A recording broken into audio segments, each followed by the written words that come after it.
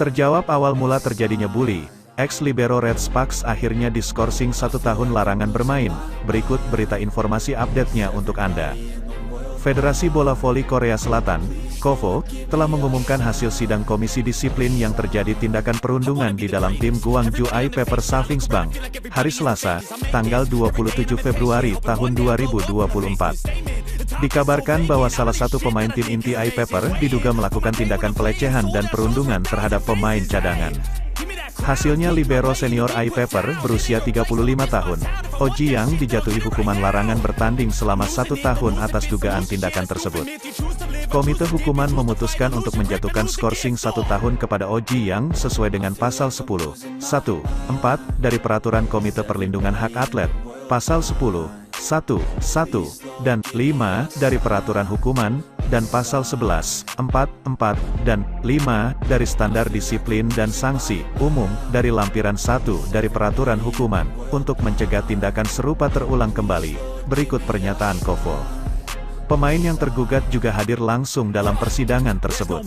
Pemain I-Pepper bernomor punggung 9 itu tampak keluar dari ruangan sidang dengan wajah yang murung setelah mendapatkan skorsing selama 1 tahun. Oh Ji-yang sendiri merupakan libero yang berpengalaman dengan sudah malang melintang di beberapa klub Liga Voli Korea. Salah satu klub yang pernah dibela Oh Ji-yang yakni Daejeon Jungkwanjang Red Sparks atau dulunya bernama Daejeon KGC. Atlet berusia 35 tahun itu pernah menjadi bagian dari Daejeon KGC selama 2 musim pada tahun 2017 sampai tahun 2018 dan tahun 2020 sampai tahun 2021. Setelah dari Daejeon KGC, Oh Ji-yang sempat berlabuh ke GS Caltex Seoul Ki-Chex selama 2 musim lalu. Saat ini sudah menjadi skuad I-Pepper selama 2 musim terakhir. Kuasa hukum Oh Ji-yang menjelaskan awal mula terjadinya perundungan tersebut yang sebenarnya diawali bukan konflik antar pemain. Perbuatan tidak senang yang diakui oleh tergugat adalah mengotori pakaian penggugat dengan makanan. Atlet tergugat, Oh Ji-yang, telah membuat pernyataan. Dia membantah 16 poin yang berkaitan dengan pengadu 1 dan 6 poin yang berkaitan dengan pengadu 2 yang diperdebatkan. Hanya ada satu pengakuan. Ada satu pengakuan bahwa dia mengoleskan makanan di bajunya saat makan dengan pengadu. Namun, ini bukan pelecehan sepihak. Hal ini dapat dibuktikan melalui foto-foto Instagram bahwa korban 1 melakukannya terlebih dahulu, kata pernyataan tersebut.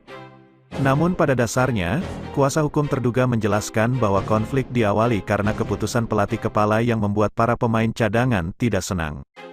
Kasus ini pada dasarnya bukan tentang konflik pemain. Ini dimulai beberapa bulan setelah penunjukan pelatih asing, Joseph Trinci, ujar kuasa hukum Oh Ji-yang. Ketika pelatih memisahkan para pemain inti dengan para pemain kandidat tanpa memahami perasaan dan emosi para pemain, dan kemudian tidak membawa para pemain kandidat ke stadion. Konflik antara para pemain inti dan pemain cadangan terus memanas karena para pemain cadangan sering pergi keluar tanpa menginap di asrama, ujar sang kuasa hukum. Mengetahui itu, para pemain senior termasuk Oh Ji-yang menanyakan kepada pemain cadangan tersebut mengapa sering keluar yang bisa dibilang termasuk masalah indisipliner.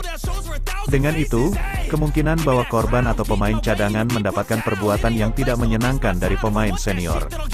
Para pemain senior, termasuk teradu, menanyai pengadu, dan konflik muncul, dan dapat dipahami bahwa pengadu tidak dapat bertahan dalam proses tersebut dan meninggalkan tim, ujar kuasa hukum Oh Ji-yang.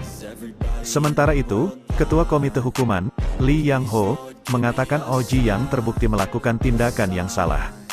Kami mengakui pelanggaran hak asasi manusia yang dilakukan oleh pemain Pepper Savings Bank, Oh Ji-yang, termasuk pelecehan di tempat kerja, dan memutuskan untuk menangguhkannya selama 1 tahun, kata Lee Yang-ho.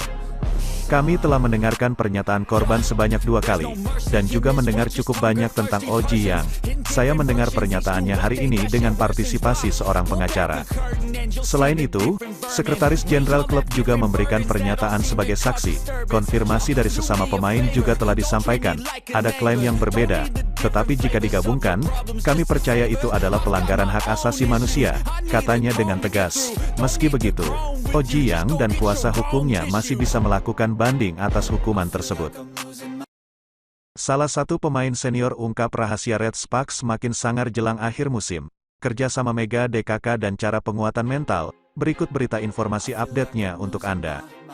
Keberhasilan Daejeon Jungkwanjang Red Sparks memetik kemenangan atas Gimcheon Korea Expressway High-Pass pada lanjutan putaran 6 Liga Voli Korea tahun 2023 sampai tahun 2024 terus menuai decak kagum dari fans maupun media.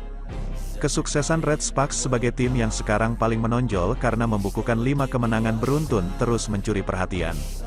Megawati Hangestri DKK berhasil membuktikan bahwa tekad mereka untuk bangkit bukan sekedar ucapan. Kemenangan 3-1 atas High-Pass pada putaran pamungkas Selasa, tanggal 27 Februari tahun 2024, semakin menegaskan bahwa tim berjuluk Red Force itu sedang dalam jalur yang benar.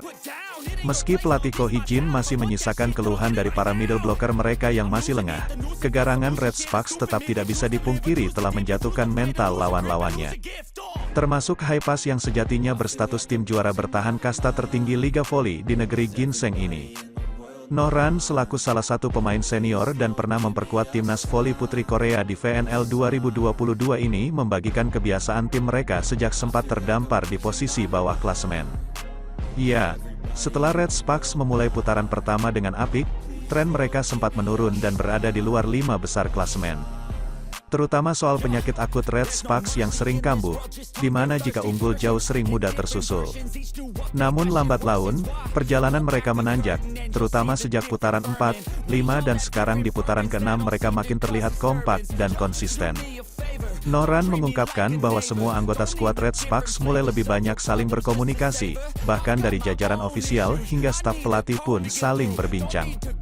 Serangan segitiga alias trio penyerang Red Sparks Megawati Hangestri, Giovanni Milana dan Lee So-young makin padu. Dari berbagai sisi sekarang tim itu berani menyerang. Kami banyak saling berbicara, kata Nohran mengutip bolasport.com dari The Spike. Kami banyak berdiskusi saat sedang dalam pertemuan, rapat, dan di lapangan. Dari pelatih kepala sampai staf pelatih. Jadi saya pikir itu yang membuat kami lebih kuat, tandasnya. Selain memperbaiki jalinan komunikasi antar anggota tim, libero berusia 29 tahun itu juga sering mengulas dan menganalisis video pertandingan dan motivasi yang menekankan tentang kerja sama tim. Skuad Red Sparks bersama-sama saling mempelajari cara memperkuat lini serang, pertahanan hingga apa yang harus dilakukan ketika taktik tak berjalan sesuai rencana mereka di lapangan. Saya menonton banyak video yang menekankan kerja sama tim, kata Nohran. Mereka mengungkapkan kata-kata yang bagus untuk kami secara mental, jadi itu memberi kami lebih banyak waktu untuk berpikir jernih. Tandasnya, kini Red Sparks menyisakan 4 pertandingan liga reguler di putaran ke-6 dan semakin dekat dengan kompetisi musim semi untuk pertama kalinya dalam 7 tahun terakhir. Laga ketiga putaran 6 akan dijalani Red Sparks dengan bertandang melawan Suwon Hyundai dan Chehil State di Suwon Gymnasium, Suwon, Korea Selatan, pada Sabtu, tanggal 2 Maret tahun 2024, pukul 14 waktu Indonesia Barat.